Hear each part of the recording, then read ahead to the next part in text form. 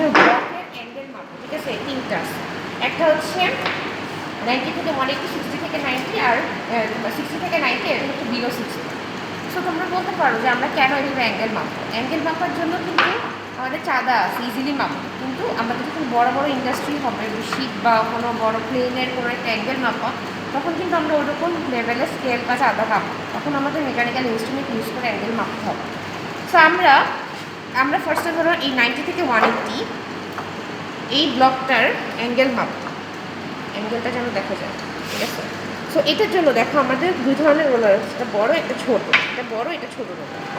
So আমরা এখানে তিনটা বড় রোলার এভাবে সাজাবো, ঠিক আছে?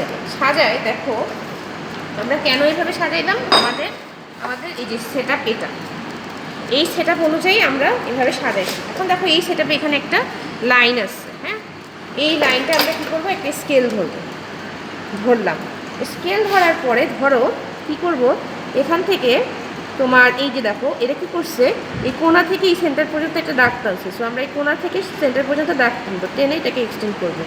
করে আমরা কী করবো, এই দেখো এরা কিন্তু এই যে হাইটটা মাপছে, এটা এইচ, আমরা এই হাইটটা মাপবো। এটা কেমনে মাপবো দেখো, এটা মাপার জন্য আমাদের একটা ইনসাইড ক্যালিপার আছে, ইনসাইড ক্যালিপার। এই ইনসাইড ক্যালিপার কিন্তু ভিতরের ইনসাইড ডায়ামিটার মাপে।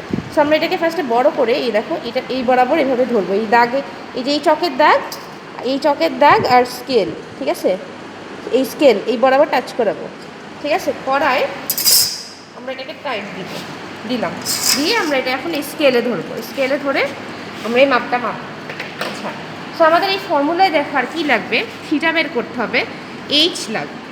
এইচটা হচ্ছে আমরা বের করছি এখান থেকে, এই যে ডিস্টেন্সটা, অফসেট ডিস্টেন্স। আর ডি লাগবে, ডি কি, ডি হচ্ছে এগুলোর ডায়ামিটার, এই রোলারের ডায়ামিটার, ঠিক আছে? এই ডি আমরা মাপবো স্কেল দিয়ে, অথবা আমরা কি করব, এখানে দিব, দেওয়ার পরে এখানে দিব, এটা হচ্ছে এখানে দেওয়ার পরে, ঠিক আছে? এই একটা মাপটা নিব, ঠিক আছে?